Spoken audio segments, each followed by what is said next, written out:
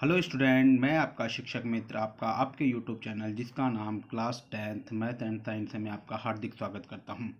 आज के वीडियो में हम मॉडल टेस्ट पेपर नंबर 3 और 4 के रिक्त स्थानों पर चर्चा करेंगे।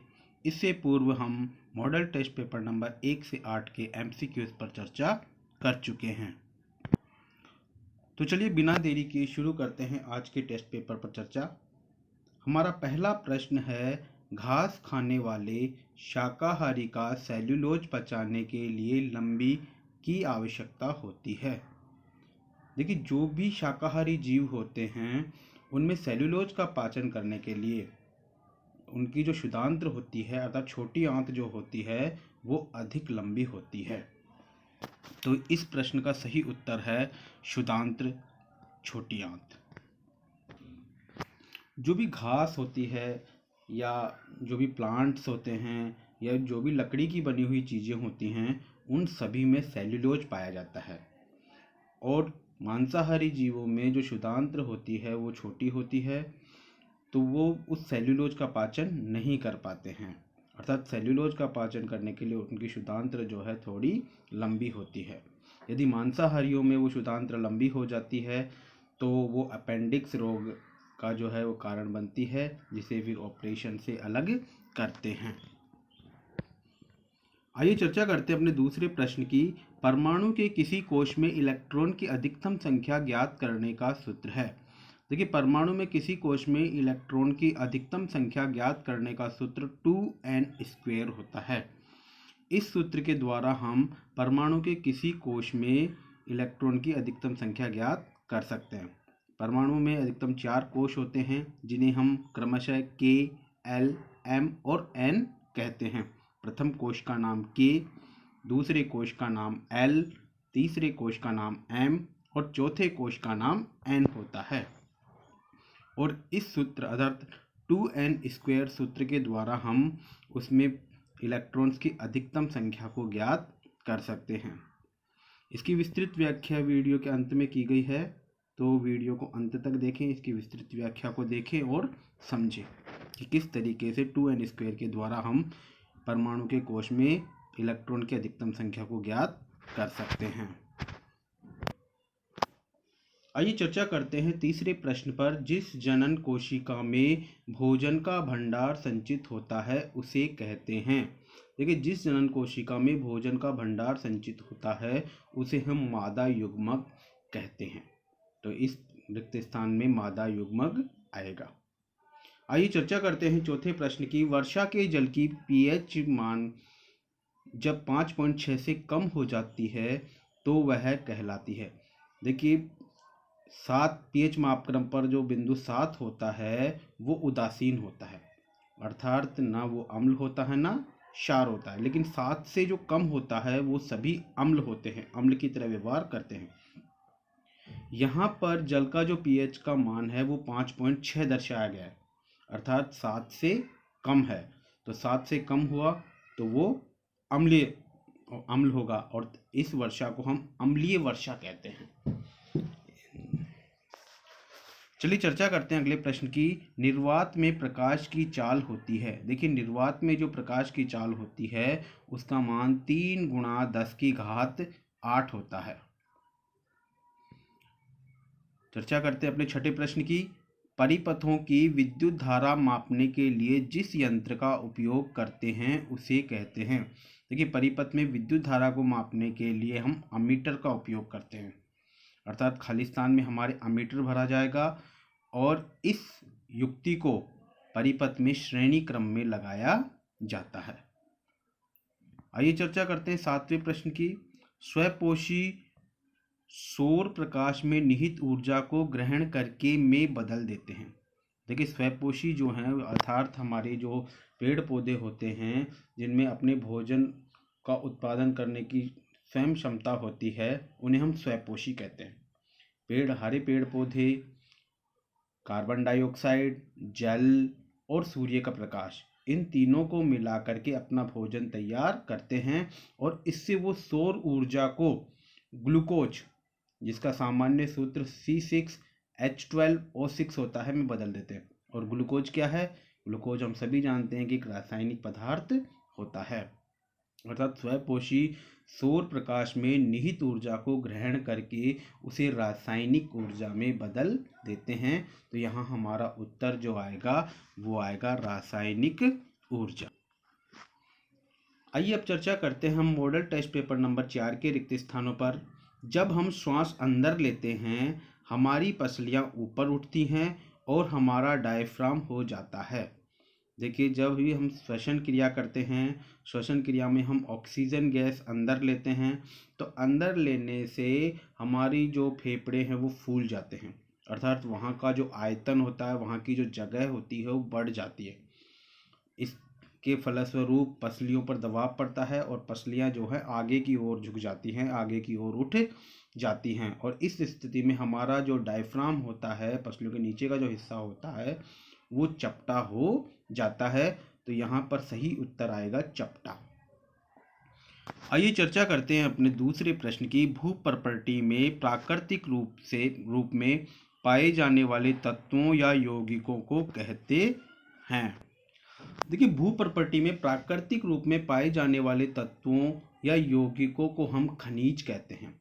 अर्थात खनिज वे पदार्थ होते हैं जो जमीन के नीचे पाए जाते हैं और जिन्हें हम खोद करके जमीन से बाहर निकालते हैं। इनमें धातु का कुछ न कुछ अंश होता है, अर्थात धातु को इनसे प्राप्त किया जाता है, अधात्री गैंग उनको अलग करके। देखिए, जो भी खनिज के अंदर जो भी अशुद्धियाँ होती हैं, जैसे मिट्टी हो गया, धूल हो गया या अन्य प्रकार की जो अशुद्धियाँ होती हैं, इन्हें हम गैंग या अधात्री भी कहते हैं। और खनिज का ऐसा टुकड़ा जिसमें धातु की मात्रा ज़्यादा होती है उसे हम अयस्क कहते हैं। तो तीनों में डिफरेंस हो गया। खनिज वह पदार्थ जिसे हम जमीन से खोद करके बाहर निकलते हैं, जिसमें धातु की मात्रा कुछ न कुछ मौजूद होती है, ये खनिज हो गया। दूसरा बात हो गई अयस्क, ऐसा खनिज का टुकड़ा जिसमें धातु अधिक मात्रा में मौजूद होती है, गैंग या अधात्री कम मात्रा में मौजूद होती है, उसे हम अयस्क कहते हैं। और अयस्क में धातु ज़्यादा होती है, इसलिए अयस्क से धातु प्राप्त करना आसान होता है।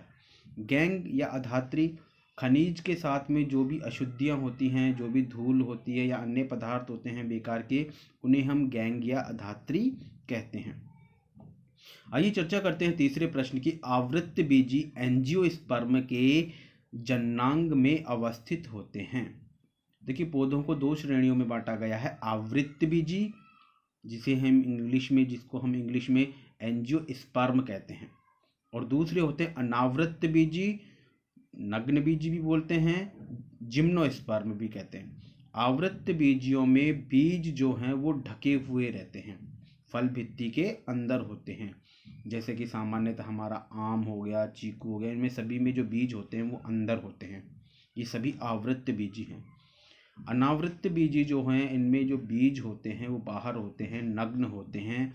जैसे कि हमारे जो पहाड़ी जो पौधे होते हैं, जैसे साइकस हो गया, पाइनस हो गया, चीड़ हो गया, जैसा कि आप फिल्मों में देखते हैं, जो अपने जो कश्मीर में जो पेड़ दिखाई देते हैं, वो सभी जो हैं वो जिम्नोस्पर्म नग्न बीजी पौधे, अनावृत्त बीजी पौधे होते हैं।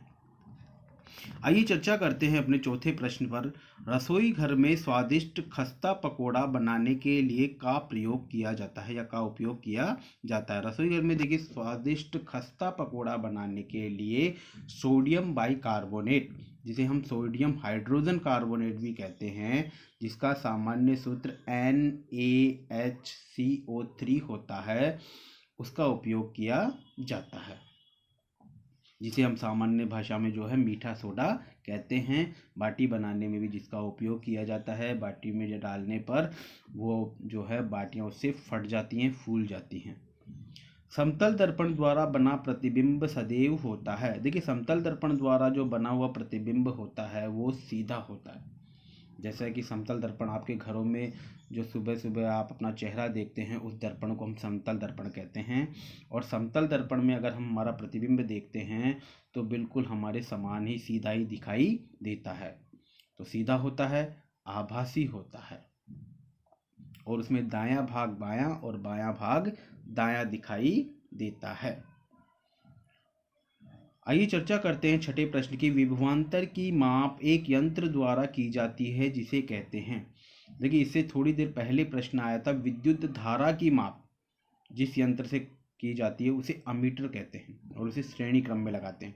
यहाँ प्रश्न है विभवांतर की माप। तो विभवांतर की माप के लिए जो यंत्र होता है उसे हम वोल्ट मीटर कहते हैं और वोल्ट मीटर को परिपथ में पार्श्व क्रम या समांतर क्रम में लगाते हैं। आइए चर्चा करते हैं अपने अगले प्रश्न की। एक स्थलीय पारितंत्र में हरे पौधे की पत्तियों द्वारा प्राप्त होने वाली सौर ऊर्जा का लगभग भाग खाद्य ऊर्जा में परिवर्तित हो जाता है। तो इसका सही उत्तर है हमारा 1%। अब जैसा कि आप जानते हैं कि कुछ प्रश्नों की हम विस्तृत व्याख्या करते हैं, तो यहाँ भी एक प्रश्न की विस्तृत व्याख्या की गई है जो हमारा मॉडल टेस्ट पेपर नंबर 2 जो 3 था, उसका जो सेकंड क्वेश्चन था कि किसी भी कोश में अधिकतम इलेक्ट्रॉन की संख्या ज्ञात करने का सूत्र। तो यहाँ पर जो है एक परमाणु की संरचना और उसके 4 कोश दर्शाए गए हैं। देखिए, चारों कोश में सबसे अंदर वाला जो कोश होता है वो K, दूसरा L, तीसरा M और चौथा N। बीच में जो नीले रंग से आपको दिखाई दे रहा है वो नाभिक है। परमाणु का नाभिक, उसमें 2 कण होते हैं, प्रोटॉन, न्यूट्रॉन।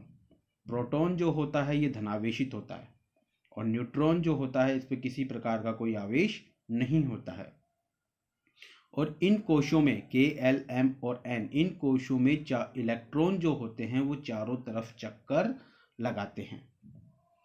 अब लेकिन इन सभी कोशों में जो इलेक्ट्रॉन की संख्या होती है वो अलग अलग होती है। जैसे K में 2, L में 8, M में 18 और N में 32 होती है। और इनकी संख्या हम 2n², जो कि साइड में हरे रंग से आपको सूत्र दिखाई दे रहा है, 2n², इस सूत्र के द्वारा हम कोश में उपस्थित अधिकतम इलेक्ट्रॉनों की संख्या ज्ञात कर सकते हैं। अब किस तरीके से ज्ञात करते हैं ये आप यहाँ देखें। कोश में उपस्थित इलेक्ट्रॉनों की संख्या, सूत्र है हमारा 2n²। अब बात कर रहे हैं प्रथम कोश K के लिए। तो देखिए, प्रथम कोश के लिए n का मान कितना होगा? 1। प्रथम कोश के लिए n का मान 1 होगा। सूत्र हमारा 2n² हो गया। 2 और n की जगह हम रख देंगे मान 1, 1 का स्क्वायर। तो 2 गुणा 1 का स्क्वायर हम जानते हैं, 1 का जब वर्ग करेंगे तो 1 ही आता है। गणित में आपने काफ़ी वर्ग करे हैं तो यहाँ समझाने की ज़रूरत नहीं है, बताने की ज़रूरत नहीं वर्ग क्या होता है। वैसे बता दूँ आपको, वर्ग उसी संख्या को उसी संख्या से गुणा करना। तो जब 2 को हम 1 से गुणा करेंगे तो हमारा उत्तर आएगा 2 इलेक्ट्रॉन।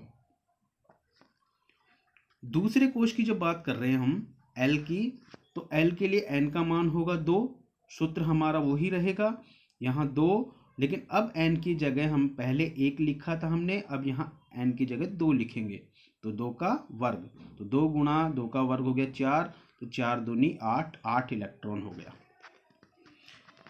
इसी प्रकार से तृतीय कोश M के लिए n का मान हो गया 3, 2n² हो गया, 2 गुणा 3 का वर्ग हो गया और 2 गुणा 9 बराबर 18 इलेक्ट्रॉन। तो तीसरे कोश के लिए हमारा इलेक्ट्रॉन का मान हो गया 18।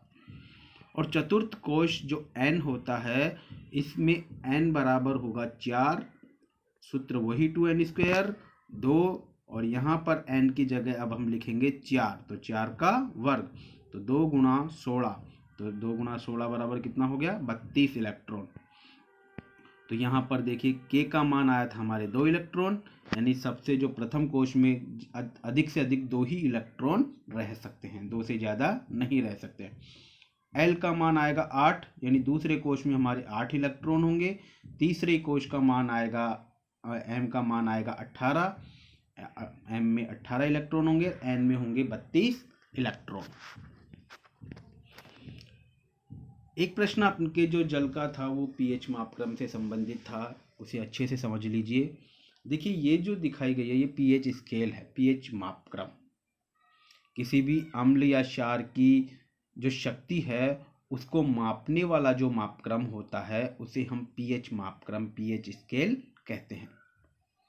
यहाँ पर जो 7वां नंबर होता है, अर्थात जैसे किसी विलयन का हमने pH मापा और उसका नंबर 7 आया, मापक्रम पर जब हमने नापा तो उसका जो मान आया वो 7 आया। 7 मान वाला उदासीन होता है, अर्थात ये विलयन ना अम्ल होगा ना क्षार होगा।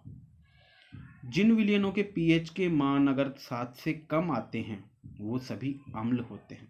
जैसे 6 वाला भी अम्ल होगा, 5 वाला भी अम्ल होगा, 4 वाला भी अम्ल होगा, 3 वाला भी अम्ल होगा और 1 वाला भी अम्ल होगा। तो फिर इनमें डिफरेंस क्या हुआ? देखिए 7 के करीब है 6, तो जिसका 6 पीएच होगा वो एक दुर्बल अम्ल होगा। दुर्बल अम्ल का उदाहरण एसिटिक अम्ल हो गया। इसी प्रकार से जिसका पीएच मान 1, 2 या 3 होगा, क्योंकि ये 7 से दूर चला गया, तो 7 से दूरी जितनी ज़्यादा बढ़ती जाएगी अम्ल की प्रबलता भी उतनी ही बढ़ती चली जाएगी। तो ये एक प्रबल अम्ल होगा। और प्रबल अम्ल का जो उदाहरण है वो HCl, सांद्र HNO3 या सांद्र H2SO4, ये सभी प्रबल अम्ल के उदाहरण हैं। जैसे यहाँ लिखा हुआ है 7, pH 7 का मतलब हो गया ना अम्ल होगा ना क्षार होगा, अर्थात उदासीन होगा। 7 से कम वाले जितने भी हैं वो सभी अम्ल होंगे, लेकिन 7 से जितना दूरी पर चलेंगे अपन, जैसे 5 और दूर हो गया, 3 और दूर हो गया, तो उसकी प्रबलता, उसकी शक्ति उतनी ही बढ़ती चली जाएगी। अम्ल की जो शक्ति है उतनी ही बढ़ती चली जाएगी। तो देखिए जिसका pH 6 होगा वो एक दुर्बल अम्ल होगा। जैसे एसिटिक अम्ल हो सकता है, दुर्बल अम्ल है। pH 3 जो है वो एक प्रबल अम्ल होगा, जैसे HCl, H2SO4। अब यहाँ पर मैंने उदाहरण के लिए लिया कि एसिटिक अम्ल का pH 6, ऐसा नहीं हो सकता भाई, ऐसा कुछ जरूरी नहीं है कि एसिटिक अम्ल का pH 6 ही हो, ये केवल एक एग्जाम्पल के लिए है। लेकिन ये ध्यान रखने की बात है कि जिसका pH कम होगा 7 से, वो सब अम्ल होंगे। 7 से ज़्यादा वाले क्षार होते हैं। 7 से जितना ज़्यादा होगा क्षार उतना ही क्या होगा, प्रबल होता चला जाएगा। देखिए यहाँ पर 7 से जितना ज़्यादा इसका नंबर बढ़ता चला जाएगा, जैसे 8 नंबर क्षार तो होगा लेकिन एक दुर्बल क्षार होगा। लेकिन 8 जैसे जैसे 7 से आगे बढ़ते चले जाएंगे 11, 12, 13 तक, तो वो जो क्षार है उसकी प्रबलता बढ़ती चली जाएगी और वह प्रबल क्षार होता जाएगा।